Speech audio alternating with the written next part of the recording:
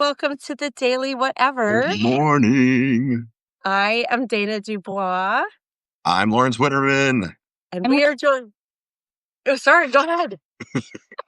I was like, I might as well say my name too. Jump on in. This is Liz LaPointe, everyone, from GenXcellent. Woo! Yay! This is like, I feel like this is some like weird Brady Bunch episode where they meet like the other family. Right. Because this is when they're like the push at the end when it's like seasons ratings and they're like, what if we get the Partridge Family to meet the Brady Bunch?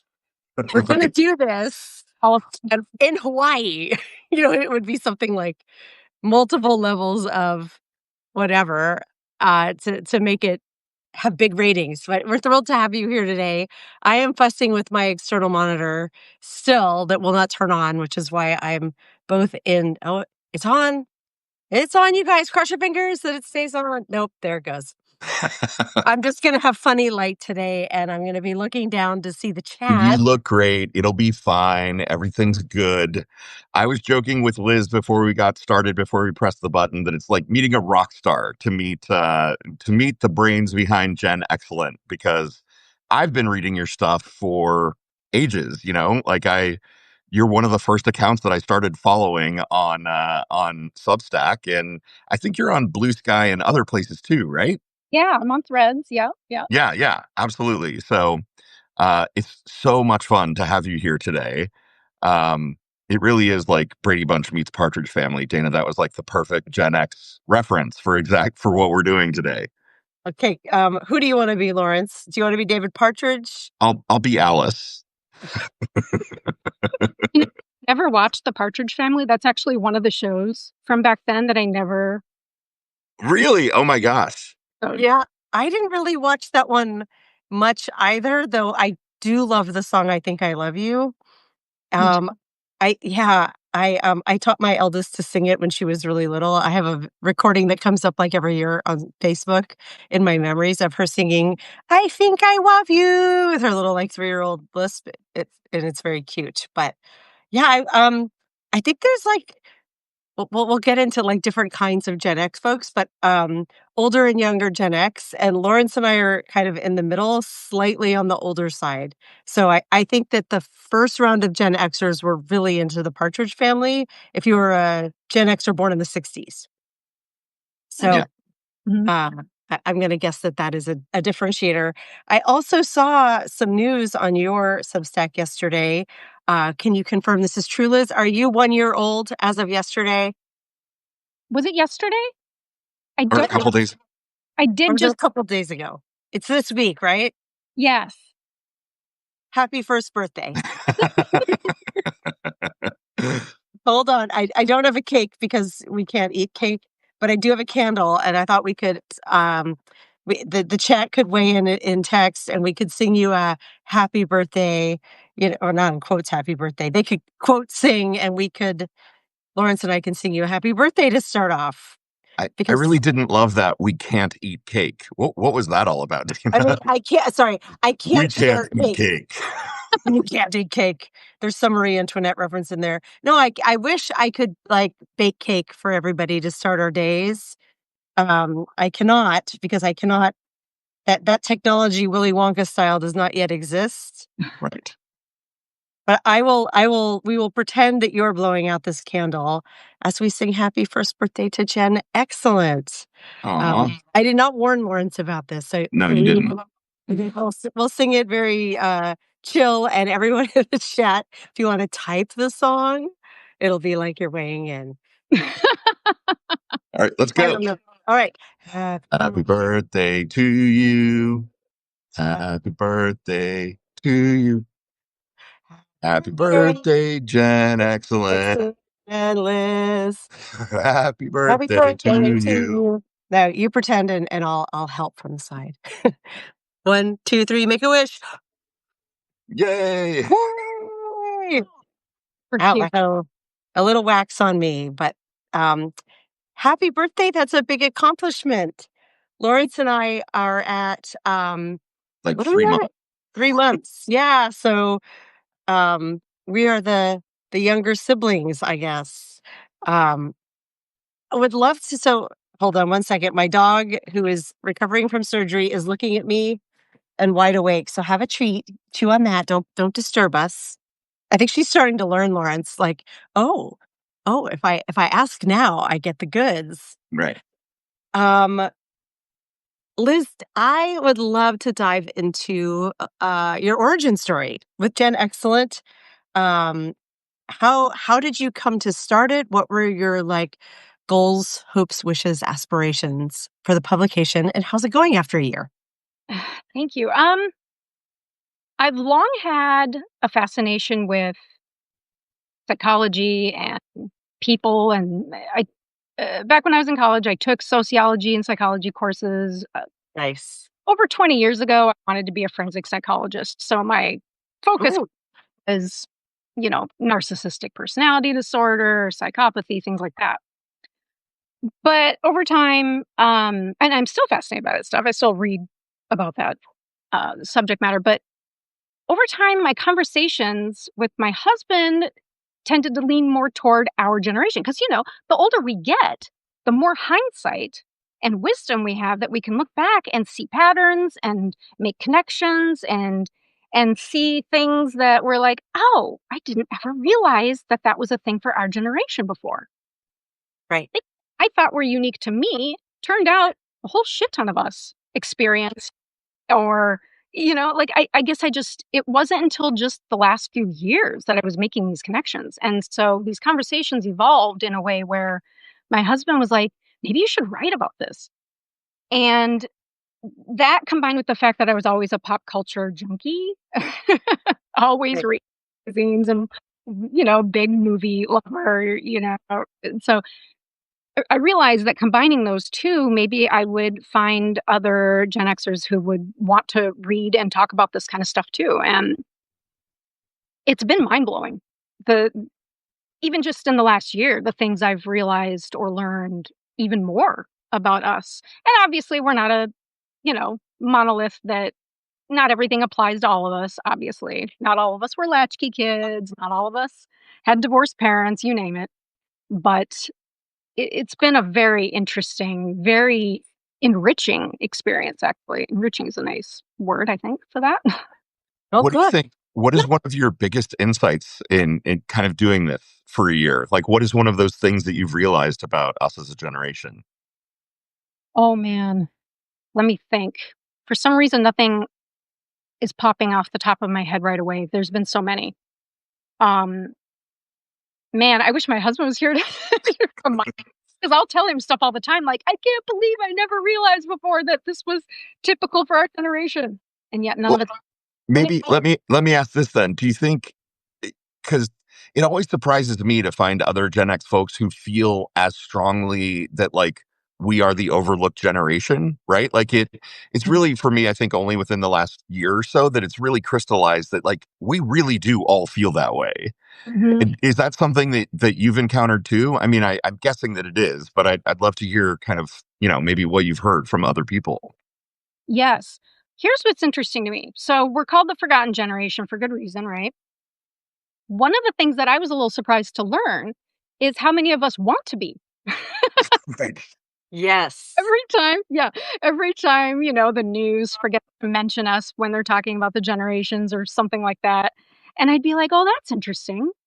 And I'd want to think about it and talk about it. And other people would be like, no, stop putting attention on us. We want to be, stealth. We want to be in stealth mode. And I'm like, Right. oh, sorry. So I guess I'm a little unique in that way because I actually do want to talk about it. I want to write about uh, Right. the achievements and the Yeah. cycle we've broken as Gen Xers, things like I want to talk about that stuff. Yeah. Well, then welcome. Dana and I Yes. are on Cheer- your team. We also Cheers. write about it and want to talk about it. It's fascinating. I think it's so interesting to look at how generational dynamics play out in this country. And there really are things that you can say about Gen X that are kind of true across the board. Um, so yeah. Yes. Oh, back when they, coined the term and started talking about us when we were young, I remember being like, oh, God, this isn't true. We're all very different and you can't generalize like this. Uh, it is with the wisdom of age to realize how quickly our culture moves, and that a 10-year, 15-year difference between each generation makes there's a chasm, right?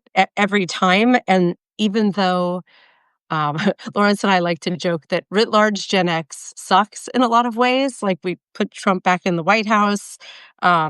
There's definitely, but we are not a monolith, as you said, but there are commonalities in our past that have resulted in a certain way of viewing the world now, that I just don't find with people from other generations. It's just hard to relate to how quickly the world has evolved around us in the past 30 years. Even while you were talking about your interest in, did you say forensic psychology? This is my 7 a.m. brain waking up.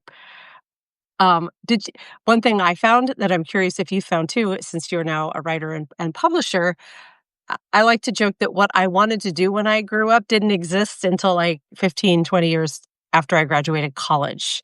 Yeah. So everything I've learned about the work I do, both at my day job and here, has been organic or hard won by just doing and learning and trying to stay current. Have you found that as well?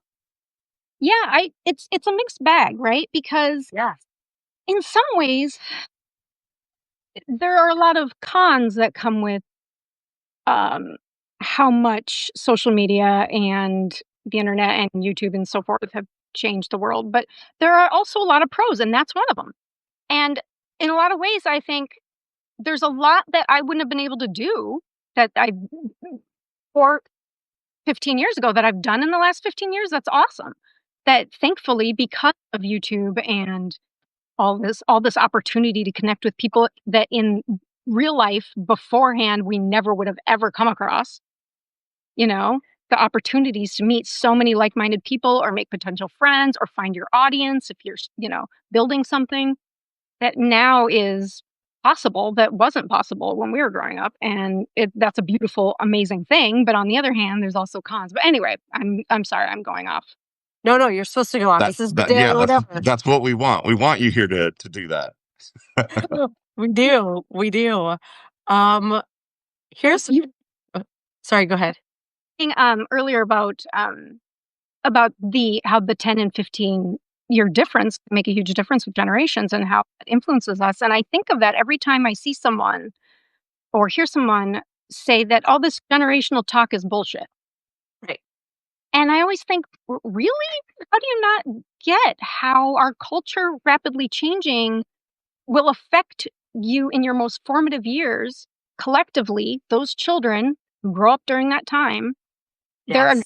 be some commonalities with that generation. It just makes sense. That said, I get what they're getting at. They're trying to say, "Hey, I'm the exception, so don't make assumptions, right? Don't be prejudicial." It's very Gen X of them, even to say that. Gen X doesn't mean we voted for Trump, right? So, Right. example. No. We when as Lawrence and I don't have a short, sweet mission statement with GenXcellent to our detriment. But if I had to try to sum it up informally, it's taking our ongoing conversation of the last 40 plus years and turning those conversations public to give voice to the kind of Gen Xers we are, which are urban, liberal, Nazi hating, socially and technically curious, um, mostly urban dwellers who are forging their way through the world and who are late bloomers for the most part and feel like now is the time we're coming into our power. How's that for that wasn't very succinct, Lawrence, but did I get everything? That was pretty good.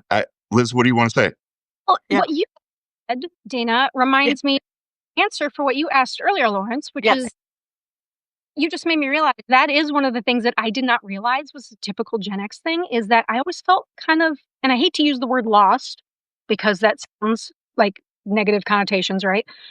But the truth is, entered adulthood feeling very lost.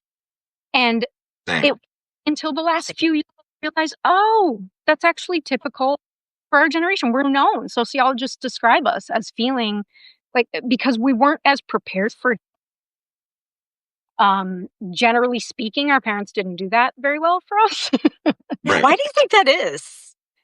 Well, oh my god, I hate to overgeneralize because obviously there are boomers and silent generation people who do not fit this description, but generally speaking, there's a reason they're called the me generation, and that narcissism of they had kids too young. I think generally speaking, a lot of them had kids when they were still in that narcissistic early 20s, late Mhm. teens, where they, you know, anyway, there's all sorts of reasons, because obviously we consider that not all of this applies in every specific way, but just, there was a lot going on there that I think made them not as plugged in and not able to fully parent, I guess.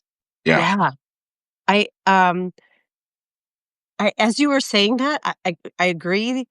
Um, and I wonder, I've wondered this about my own family. My parents are, I guess my dad was born in 44, the tail end of silent and the start of boomer, 44 and 47, my parents.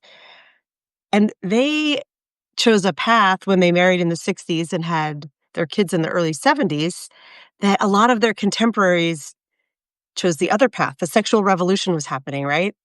Yeah. And I mean, it completely missed my family. Like the whole hippie thing and the protests and all of that. Like my parents did not do any of that, but it was all present in the culture, and the world was evolving really quickly. I'm just sorry, I'm thinking on the fly because you got me thinking about this, Liz. Of like maybe that's why they were self-absorbed. The culture was going through such a revolution, and they weren't part of it, but they were watching it. And so they were like, "Why did I have these kids when I could have been Swinging. disco dancing?" Right? Right. I could have been out exploring all of these new cultural movements that were happening. I don't know if that's part of it or not, but because people were always having kids young, right? Like Gen X is the first one where it was like the women are going to go to college too, and maybe we're not going to have our kids at all or until our mid to late 30s, which was my case, and all of my friends. And I know your son. It was you have a son, right? Yeah, I Yep, is a year younger than my youngest. So didn't have him until I was 35. yeah, Mhm. um, we changed that. We don't get credit for it, but Gen X was really the generation where the women went to school. And we had multiple partners along the way to finding our partner we might marry or have kids with, unlike our parents who, my parents met when they were, what, 19 and 21, I think? Yeah. And it was just like that was it. Um, so they were the last generation, and they were hitting up against a cultural chasm, right? That their kids would be on the other side of, but that may have left them a distracted mess. Right. Well, and what's interesting, I have not read this statistic of late, so I don't know if this is actually. I wish I could Google it actually, but but I remember reading that Gen X was the first generation to have like we had the highest rate of teenage unmarried teenage pregnancies. Hmm. And Yes. the unmarried part is the huge difference, obviously, because our parents' generations actually got married super young when they had their kids super young, and but Yeah. we were you don't need a man and to raise Right. your kids. And so we had more single um, teenage pregnancies, and that it seems like how do we um, what's the word I'm looking for? Reconcile? Yes, thank you. How do we reconcile? It's a Gen X mind meld. Oh, most of us actually put off marriage and kids, Yeah. and I thought we had the highest rate of. Maybe that's the well, I don't wanna say that because that's not fair, but Lawrence, we need to identify our segment better so studies can be done of, like, I would argue the Gen Xy sort, the ones who left home, went to school, moved to an urban area, had this what I call prolonged adolescence Yes. that went into their 20s and 30s, were the ones who didn't get pregnant and stay home.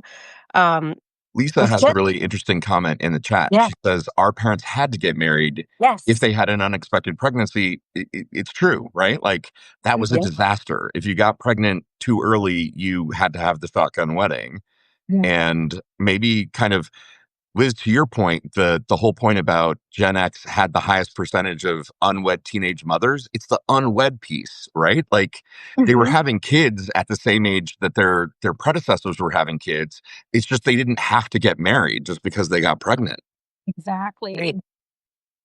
Or We they weren't shipped away Right, right. Or they weren't shipped away to a convent or, a to Canadian vacation or whatever. yeah, to go have the baby and make the baby disappear into a closed adoption and never heard from again. Right. Right, and I think honestly, I think at the time, I remember, I'm sure you guys do too, I remember the conversation around this being very negative. Like, the leading voices at the time on this subject were very, "Oh, it's terrible, all these single mothers and, deadbeat dads," right? But the truth Mhm. is, I think there was actually a net positive for society we did it that way because fewer children were being raised in horrible, abusive homes with fighting, screaming parents. Yes. Yes, exactly. Like the old way was you got married, and even if you hated each other and were creating a toxic environment, you were still staying together for the kids. Right. Right. And our generation was the first generation that was like, no, fuck that. I would rather raise my kid in a happy, loving place without this a hole over here, you know? Yeah, we valued peace Right. more, more than societal expectations or our parents' expectations or our religion's expectations, etc. That's an interesting comment, Liz, because it makes me think about your earlier comment where you found that a lot of us are just like, no, just leave us out of it. Like, oh, they forgot us as a generation, just leave us alone. I think that we are, in a lot of ways, peace seeking when it comes to like our personal space and our social interactions. Yeah. And maybe that's a thing that kind of writ large across our generation, we're more just like, just leave us out of it, man. Like I just want to be over here and I want to do my little job and raise my kid and like leave me out of all the craziness. Yes, because we grew up with so much drama that Right. became adults and went, nope, F that. I literally remember thinking in my 20s that I was seeking out friendships and relationships and life experiences that brought me more peace. And so I was very quick to not let drama kings and drama queens into my life, things like that. Like I was like, Yeah. nope, had enough of that in my childhood. Thanks. Wow. Do you live near where you grew up, or did you move away from home as a I young adult? I grew up. I was born in Virginia. My dad Okay. was so I was born in Norfolk on the Naval Hospital there in 1975, and then but they divorced by the time I was like 4, so we moved to Minnesota, which is where his parents lived, where he grew up. He grew up in Wisconsin and Minnesota, and so I grew up in Minnesota in the Twin Cities, and moved to Southern California in 2001. Mm. Lived there for about a decade. And after that, my husband and I and when our son was only 6 months old, we moved to Michigan. So that's where we are now. So, yes, the answer is yes. You moved multiple times. This is Dana a has a very theory. yeah, I think that I do have a theory.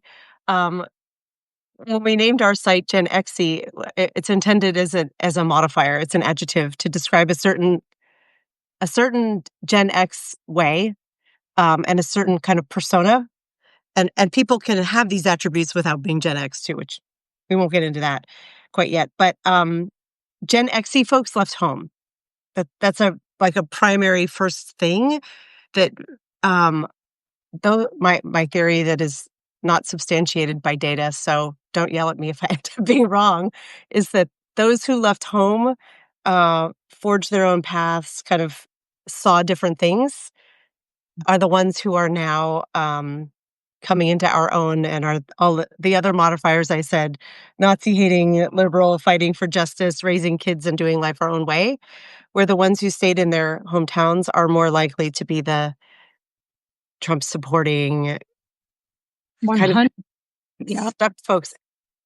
Yeah, and I will say one layer on that is we all of us share the common attributes, even if we didn't do every single thing, like drink from the hose outside and have the divorced parents and the key around our neck. If we didn't, we knew kids who were, and that does create a commonality for us. But those who are Gen Xy have taken that lessons of resilience they learned in doing that and have continued to grow and be curious in the world. And I think that there is a subset of Gen X who I've met online on social media and whatnot, who are very like, the music of the 80s is the only good music, you know. Right. I love insert 80s band. And it's like, yeah, I mean, some of that music was great. Some of it was not so great. And you should be able to hear that in hindsight. And Yeah. also, have you continued to be musically curious? Who do Yep. you like? Anyone who's like, there hasn't been any good music since, you know, 1989 is like, come on. You can't live and exist in this world and say that with a straight face, not to me or to Lawrence anyhow, and I'd imagine not to you. Same thing with movies, culture, technology, like, the world has moved on, and if you're not keeping up, And that creates a stagnation. yeah, stunted. And to touch on that, 100% agree, by the way, everything you just said. And to touch on that, I think that's why I find when I write Gen Excellent posts, Mhm. myself wanting to make it clear that just because I'm living in that headspace of nostalgia, Yes. that I don't look back on our past with rose-colored glasses. Like, I'm Yes. to appreciate what love about the 70s and 80s and our upbringings and pop culture at the time, etcetera. I'm able to, express my love for that, but it's also important to me that people know that I don't live there. Like, Right. Yeah. Right. You're not running around in like neon or whatever and yeah, listening to Cyndi Lauper on infinite loop. Yeah. yeah, And thank goodness for that. Right. not everything was perfect and great. Our childhood Oh, perfectly and no, you know what I mean? Yeah, so I 100%. do. Here's a funny question tied onto that. What is the most, like, horrific piece of, like, music or a movie or a book from that era that you went back and watched or looked at, like, lovingly, and then you were horrified by it?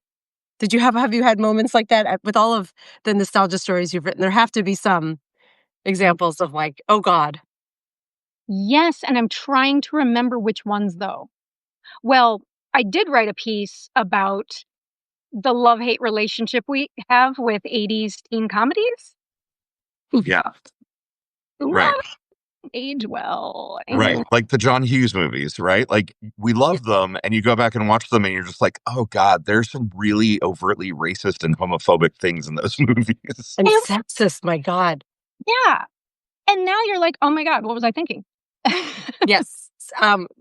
I was asking because I was very vividly remembering my recent moment with my teen daughters where it was, Friday night movie night, and I was like, "Let's watch 16 Candles. You're gonna love this movie." And the entire movie is Cringe. off-putting now, but Right. Uh, the date rape that yeah, they were like my kids and I mean, long dong dong, like, I Right. couldn't help but laugh every time the gong went off because it's funny, but it's horrifying. Like, Right. it's my kids were looking at me like, "What the actual fuck are you making us watch?"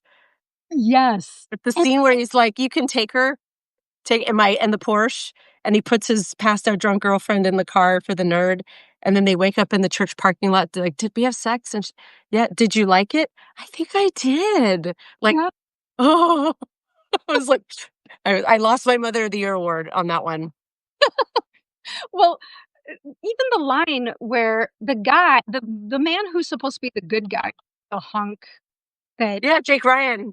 yeah, says at one point, "I could violate her 10 different ways or something if Yes, I wanted to," yes, and we're supposed to root for them getting together by the end of like, Right. yeah, Right. and then he gives her to the nerd in his car, like, "Go have fun with her, she's passed out drunk." I think here's what I think they were thinking at the time, if I'm Yeah, gonna speculate here, but I think Hughes, et al. Were thinking that because he was kind of an asshole, like, she was a little bit of a bitchy oh, for sure. she was a little bit of a bitchy popular girl, right? So we were supposed to not care, I guess, because of that. We were supposed Yes. to treat it like, well, she deserved that. And that's, I think, right. Yeah. I Which think is you nailed it. She was not supposed to be a sympathetic character, and therefore she kind of deserved to get Right. violated. And thankfully, the generation after ours, thank you, millennials, uh, made us say, you know what? No, nobody deserves that. exactly right. It's not a punchline just because she's the pretty blonde one. And honestly, Yeah. she wasn't that. I don't remember the character doing anything truly evil. Right. No. Other than being a stereotype, right? Exactly. She was no Regina King or whatever her name was. Not Regina King. What's her name? Regina King. Regina George. Regina George. Yes. Oh, Regina King. I'm sorry. Right. No, no, Yeah. you're Big apologies fine. to Regina King, who is amazing. Right. The and then the funny Mean Girls thing is that's such a millennial, work, but it's written by Tina Fey. One of us. One of Right. us. And the humor definitely shows it. How about you, Li- Lawrence? Do you have a moment in like Gen X pop culture that you loved at the time that you're now like, oh dear Lord? Oh, yeah. I mean, mine was the John Hughes movies. Yeah, But yeah. so, Liz, I wanted to ask you about. You wrote an article not too long ago about like social media and sort of Gen X. Our experiences with social media, and I think maybe this ties into kind of Dana's point that like the Gen Xy types of us are social media curious, right? Like when new platforms come out, we're the ones who are interested in them and maybe not the laggards. But I love that article because there's relationship stuff in that article too, right? Yeah. Could you talk to us about that article and kind of just where that was coming from when you wrote it? Well, something recently reminded me of the experience I wrote about in it with the high school boyfriend who Right. and it made me think deeper about that thing I mentioned earlier about how all the pros and cons with social media and, you know, double-edged sword, and that's one of them where it's both great and horrifying that the people that should like a long time let me rephrase. So a long time ago, like when we were if somebody was out of your life, they were out of your life. I, Like I love that image that you included where it was like, this is how we unfriended people in the old days, and it's like the scribbled out person in your yearbook photo. yeah. That was so good. But like people who should probably stay in your past, it's too easy now for them to not. Yeah. And that's not always, sometimes it's great, but sometimes it's not. And so I wanted to talk about that, about um, the pros and cons of that. Yeah. That's true. Our And kids Yeah. will never be able to graduate and get lost afterwards. Right. right, by the way, kind of makes high school reunions pointless now. Like they were super necessary before, right? Yeah. But now that we can all easily keep in touch, texting, FaceTime, Facebook, you name it, it's like if you don't already regularly talk to this person, why meet up for the reunion? Like I don't. You Did know, that's an in amazing point, Liz, because when I think about it, the only high school reunion that Dana and I went to was in 2008, which was kind of maybe the last really good time to go to a high school reunion because it was Yeah. just as Facebook was taking hold. Like I remember going to that reunion, and then after everybody from the class joined Facebook and we all friended each other, right? Yes. And so it was like the last good moment to go to a high school reunion. And now after that, I think your point is 100% true that like, what is the point of a high school reunion anymore when you're connected on 17 different social media channels and, people are bitching about the same fights that you had 30 years ago in high school, you know? and the cliques still just get together and Right, right. Yeah, like yeah, there's a girls clique, a woman's clique from our high school that was a clique in high school. They absolutely still are. They are. wait, I only went to my 20th. Same. That was our Us 20th. too. That was yours too? Yeah. Yeah, I figured at the time, and I think this is still true, that, like, anything before the 20th, people haven't been humbled. Mm, and by the 20th, there was just I at least felt the sense of, like, I really disliked high school. I disliked most people in my high school, present company excluded. Um, but Lawrence and our other there's a third person in this trio named Denise. We agreed we would all go. We were going together, we weren't going, and I was genuinely curious and happy to see people, but by the end of the night, I did sort of feel like ick again, like, I never fit in here, and I still don't. There were a few people I was legitimately happy to reconnect with, but for the most part, I was like, "I don't need to do this ever again." Okay. Um, Although I should add that Denise Right. reconnected with someone who we had, known since elementary school, and they're now married. They're married now. So Denise has the classic, like, went back for my 20th, fell in love with someone who was like, they never had interest in each other in middle or high school, but after 20 years, they were like, "How you doing?" And now they're married, which is a great story. Um, but you're right that I remember reconnecting with everyone on Facebook, Lawrence, and I think I've unfriended at least half of them Oh, because sure. I was like, "I cannot deal with any of you." I wonder if that is something that people younger than us will do. Any millennials or Gen Zs in the chat wanna comment of, like, is it is it something that Gen X is like, "Pff, I didn't follow you before, block, keep my peace," and we're the only ones doing that? Or does everybody just, disappear the people on social media they don't wanna know? I don't know. Yeah, I would be actually surprised to hear if younger generations don't do that as much. I don't know. Yeah. I don't know. Interesting. Liz, I'm curious, kind of shifting the topic here a bit though. So like Dana said, we're kind of noobs at Substack still, 3 months, which still feels kind of noob to me. And there are all kinds of different strategies about like building your Substack and all that stuff. But I noticed that you don't do any paid subscriptions at all, right? Like you're just like, hey, I'm putting my stuff out there. It's free for everyone. I, could you tell us about your decision making behind that and kind of what your philosophy is? I'm so curious. Well, I don't fault anybody for having paid, by the way, because writers do deserve to be paid. And because for a long time there was the whole, major publications expected you to not be paid and just get your work published for the exposure, right? And but that exposure doesn't pay the bills. Right. So I totally get why people do the paid. No problem with that. But um, times are really tough economically right now, and most people only have so much money and to put toward their favorite authors and wanting to read what they have. And on top of that, I mean, who am I? I'm not famous. Like, who am I to be like? There was a part of me that felt there was something that felt like, do are people going to think who does she think she is? Stephen King? Like, why is she? So I was brand new and just starting out, and I was like, ah.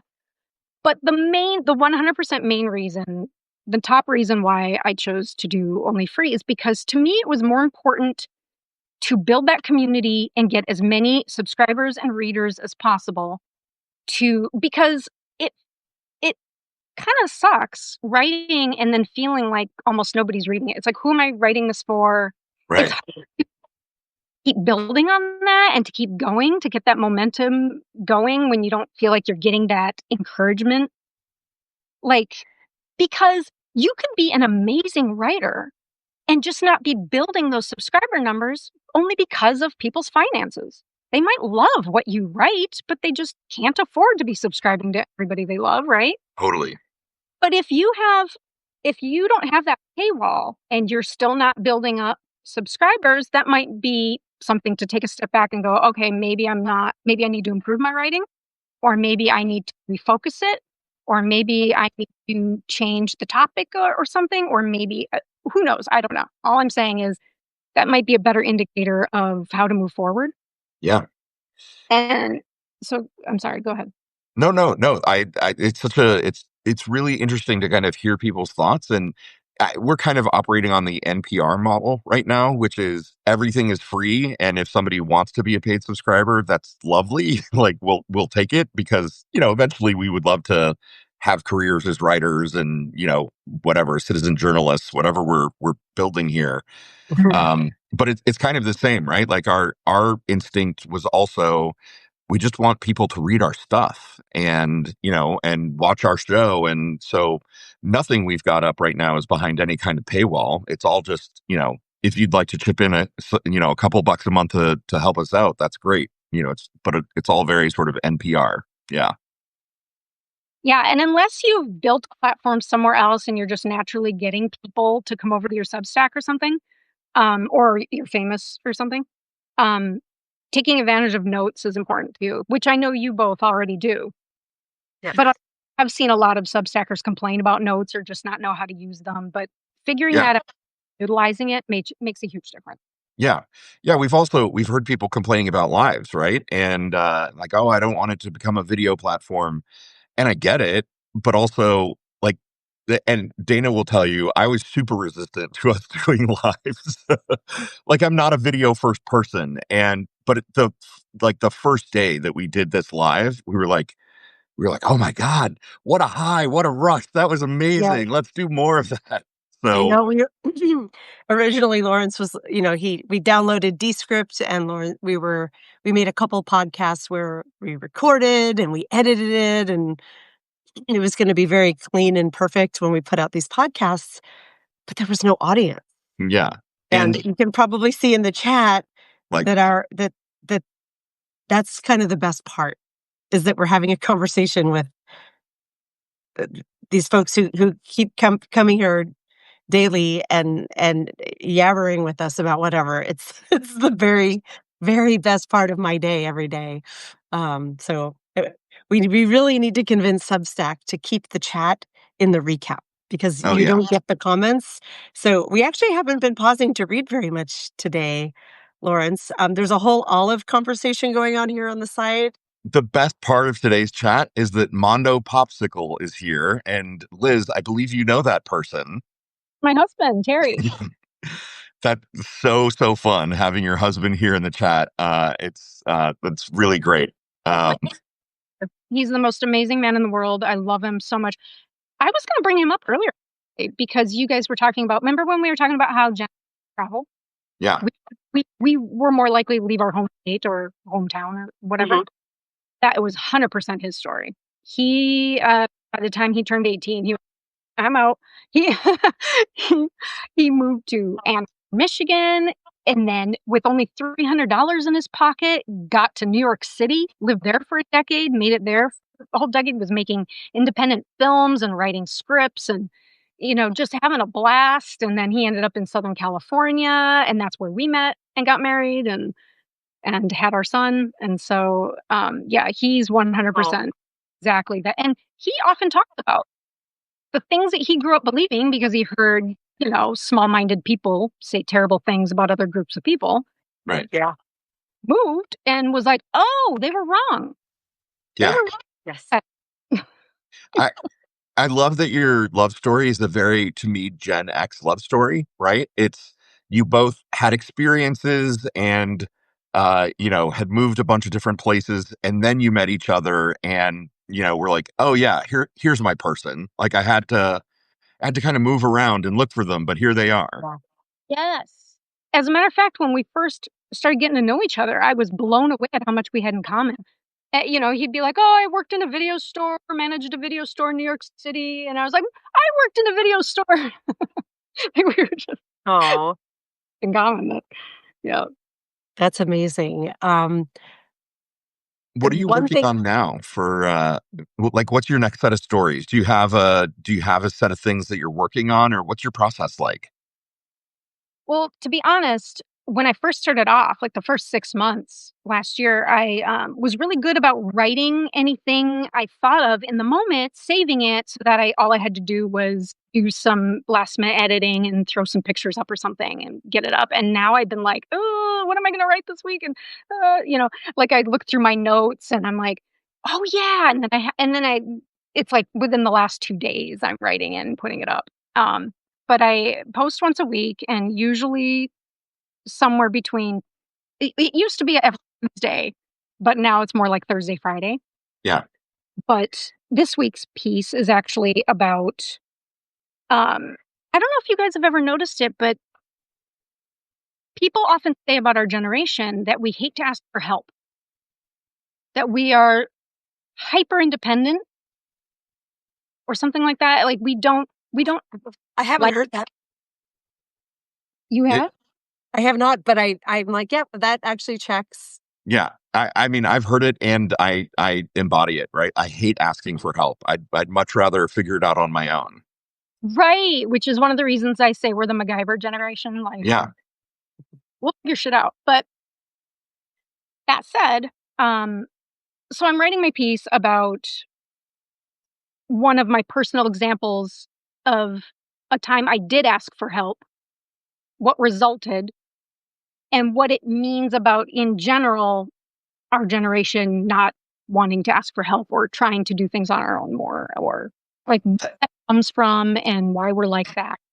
That's so interesting because what it brings up for me when you said that is my instinctive response was like, I don't ask for help because when I ask for help, it gets more complicated and it fucks things up even more, right? And so it's funny that you said that, and that like that was the first thing that like in my chest I felt it as like, oh fuck, I don't like asking for help because usually that just makes things more complicated. Yeah. Yeah, and, sometimes people have good intentions, and then you ask for help, and then they fuck things up, and you're like, "Well, I can't get mad at you because you're just trying to be nice." Right, right. But you're actually not helping, so now please go away. Oh, Yeah. I can't wait to read that. I'd never considered that, but I'm really eager to read it because that's, yeah, I'm feeling a little called out. I get it. So I think that's super smart. I, I wanted to ask a question before we get too close to the top of the hour. We've been, chatting through comments either during the podcast or on stories. When I wrote about my father before Father's Day and what a difficult father he was, you were like, "Yep, this resonates. I had something similar." And talking about parenting my kid, you were like, "Yep, we Gen X folks parent differently." Um, so I want to ask a question around a theme Lawrence and I like to discuss, which is Gen X wants to break generational trauma. That's like a common theme we've noticed of like looking to the past, how we do things to the future. Um, in what ways do you feel like you are doing that with your son, changing the parenting role and dynamic? Well, first, I specifically fell in love with and married a man who is almost 100% the opposite of my dad. Hell It yeah. I could never relate to it used to be said, I don't know if it's true anymore, maybe our this is another thing our generation broke, but it used to be said that people tend to marry somebody who is like one of their parents. And I'm like, "Are you kidding me?" That was always I was always very aware of looking for the opposite traits, because why would I want to repeat my childhood home life or experiences? Like, no thanks. That awareness, I think, was always there. But and my husband and I, of course, have the same values about, uh we did not repeat the authoritarian parenting style. Right. I think that was common and accepted and expected of our parents' generations. Yep. Children should be Doing this. seen and not heard. Yeah, the "don't talk back to me," the "because I said so," because the "you're gonna get a spanking if you don't fit every morsel on your plate" generation, just all of that abuse. My husband and I specifically did not raise up that way, and, he was allowed to ask questions. He was allowed to question, "Well, why do I have to do that?" "Well, son," I'd sit him down and just explain it to him gently at his age level, and he would be okay with it. Right. There was a weird notion with our parents' generations that time you take the time to explain anything to your kid, they're just gonna take advantage of it, and they're just gonna not listen to you, and they're just Yes. step all over you, and I had the opposite experience. So Yes, I remember feeling this as a kid and hearing this from my mom as a parent of like, there's sort of this this vibe that, like, your kid is a manipulation monster, Right. and if you don't nip that in the bud, you are gonna pay for it down the road, and don't get me wrong, kids know how to get what they need out of their parents, and there are certainly times when I'm like, "Yep, you're playing me." Yeah. But to lead with that instead of leading with, like, "I actually think they're pretty good humans, and I'm going to treat them respectfully because I respect them." Mm. The respect doesn't work in just one direction, I guess, like. Yeah, absolutely. So, Liz, I want to ask one more question before our ultimate final question, Yeah. which is a lot of what you've been talking about kind of resonates with us. And I've like we've kind of come up with this theory that Gen X is a late blooming generation, that maybe the current times are super fucked up, and the people who are going to be the ones that kind of step up and fix it, it's going to be us, because it's sort of like nobody else is doing it. And throughout our lives, we've kind of always been the people who are like, is no one else going to, okay, well, here I go. I'll just take care of it because nobody else is doing it. And so I kind of, that's my theory, that we're late blooming, and that this is like our moment to sort of like rise into influence. But what do you think? What's your Makes take? so much sense. That's so interesting. Well, part of the reason we're late bloomers is when you have parents that don't set you up for success for proper adulting. We, like you said, Dana, earlier about the prolonged adolescence. Mhm. And so, of course, now is going to be our time where we're like, oh, now that I've got my shit settled and I've done some things that, and we have more wisdom, more emotional maturity. Yeah. Yeah, makes total sense. Yeah. Nice. Yeah. I love kind of checking that idea with people, with other Gen X folks, and kind of seeing if it resonates. Because the more I think about it, I need to write a big article about it. Because the more I think about it, the more it just really fits the pattern of generations, I think. Absolutely. I do think it's interesting that the people who don't fit these, I don't know if you want to call it stereotypes of generation or just typical traits or whatever, personality traits. The people who don't, though, what makes them different, what sets them apart, I often find myself thinking about it. And I think a lot of it just has to do with politics, really. Like, pretty much for every generation, even boomers, even millennials, like, you've got the conservatives and the liberals, or or the people who are somewhere in the middle. But which direction you go with your values, your beliefs, y is probably what's end up separating us as a generation. Yeah. I think, maybe it's less about age, because you see people say that a lot about where, "Oh, the Trump supporting Gen Xers are the Generation Jones ones, the ones that were born around, like, '64 or something." Right. And I'm like, "I don't know if it's about that," because some of my besties from high school and earlier turned on that road, and they're my age, so Yeah. they're in the middle. 100%, it's not just the Generation Jones folks. It's Yeah. I, my baseline anecdotal research into Gen X is, I joined a Facebook group that popped up in my suggestions called Gen X Singles, and I snooze it every 30 days now because I can't quite leave because I feel like I'm gonna write a story about them one day, but I cannot follow it because it's pervasive in this group. Almost universally, the men are, like, conservative motorcycle riding, just dudes that, like, it's like a trauma to go like, "Oh, right, this is reminding me so much of being in South Florida in the late '80s." Mhm. Um, that whole vibe is still there, and they are pretty universally conservative, so, and they are certainly across the age span of Gen X, so with Yeah, you. and, I'm sorry, we could probably go on all day, so We Cool, could. but keep going, keep going. Our question for you, I think, will be a quick one, so the final question, so keep going. so all I was gonna say was, back to piggyback off of what you were saying with the, um, the Gen Xers that moved from their hometown and more are gonna be more like us or whatever. to piggyback off that, you were saying, or I'm repeating myself. I'm sorry. Let me clear my head. What I'm trying to say is that the connection that and I'm curious what you guys think.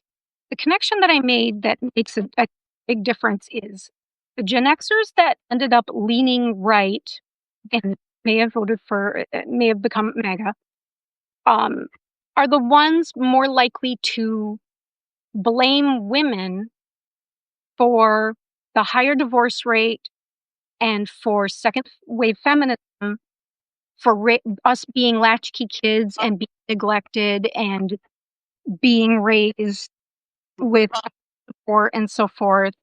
They're the ones more likely to grow up and look back on those experiences and blame women and have a misogynistic view of it, and versus us who don't blame women. We look back on that and we see a more holistic understanding of the dynamics that was going on in our culture at that time for a lot of that stuff, a lot of that trauma or neglect or. And so I made that connection. I'm like, I think that might be what's is the people who look in the stuff we dealt with and are like, well, I wouldn't have had to deal with that and I wouldn't have been neglected if my mom was at home. Yeah. Right. That's a really great connection. And I think you're 100% spot on. That is super interesting. Do you look back on that and say, so cool that we had role models of women working outside the home. Women were finally allowed to have credit cards and cars and homes in their own names and go to college and major in anything they wanted. Wow, we're the first step of progress. Or do you look at that and say, man, I wish my mom had still been subjugated and kept in the kitchen, so I would have had homemade snacks when I got home.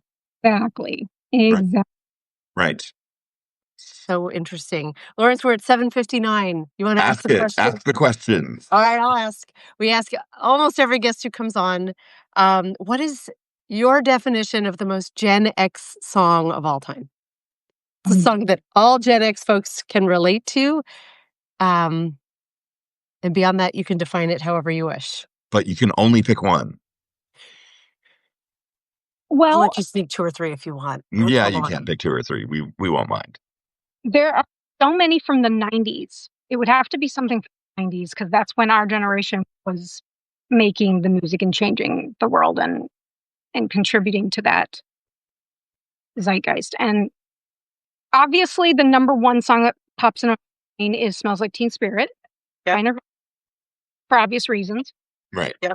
But there are so many more that are not coming to me in the moment that, I think one of the beautiful things that I think our generation did is we started writing music that was authentic. That I wrote a piece about this. I don't remember now what I titled it, but basically how when we were growing up in the 70s and 80s, music tended to be happy and bouncy and don't worry, be happy. And, just girls just want to have fun, and it tended to be, even when they were singing about something kind of sad, there might have been a happy beat to it or something. Like you're dancing and they're singing about, their dad kicking their ass or something. And you're like, you feel kind of tripped, right? Right. But then he came along and our generation was like, no, I feel like a creep and I'm going to sing about that. Or no, I'm upset about being lied to. Our generation was lied to about X, Y, and Z, and so I'm going to sing about that, and I'm going to fight the power, and I'm gonna sing about my low self-esteem, and I'm going to sing about my drug addiction, or I'm going to sing about um, eating disorders, whatever. Like we were singing about the things that were real, our real experiences, and we were like, "You're done." And I love that so much about in the 90s and Rage Against the Machine. I mean, I could go on examples. Yeah. I heard you check Radiohead there with I'm a Creep and Public Enemy with Fight the Power. I heard those coming in. When you said at the beginning it has to be 90s stuff, I'm like, that's so 1975 of you. But about half our guests, and it's the ones who are younger than us who are like, it has to be a song from the 90s. That's true. because it's our music being written. And this is part of what we need to define of the ultimate Gen X song. Does it need to be performed by a Gen X artist? And your definition is clearly yes, it does. Your picks are great. Yeah, your picks are amazing. And let's be clear, like, we're never ever going to come up with the one definitive Gen X song. It's just so much fun to talk to people about what they think it is. So those are some awesome picks, Liz. Thanks for reminding me. Sometimes I do have to remind myself that the oldest Gen Xers would have been 20 in '85. Right. Yes. Obviously, the late '80s, we contributed to a lot of that too. Right. Yeah. Dana and I are 70. So the late 80s is sort of like our, going away to college years, like 88 to 92. But there's definitely, a span within our generation of where people focus on the music. Right. And sometimes there are songs, I mean, to me, one of the ultimate ones is Tainted Love, because that's a song that like any Gen Xer will hear and be like, "Mm," like your antenna sort of goes up and you can't help but know and love it. But that's like 82, I think. That's Yeah, early. Right. I came of age, like came into my own musically very young. I've always been really into music. So Same. those middle school years for me are like what I think of as very pivotal music. So we're a big span. Your picks were amazing. I think you didn't outright say Tori Amos, but I heard the like we're writing about our own rapes, and I was And like, you're totally, truly totally. thinking about I heard Tori that Amos, too. like Yep. I love. consummate Gen X artist. Yeah. Um, this has been so much fun, Liz. We're over time. We all have to get to our day jobs, but please come back. Let's do It's this so great again. meeting you. Please, please, please come back anytime. You're always welcome here. Thank you so much for inviting me, and this was so much fun. Absolutely. Have a great rest of your day, everybody. Love Awesome. you, mean it. Love you, mean it. Bye. Bye. Mwah.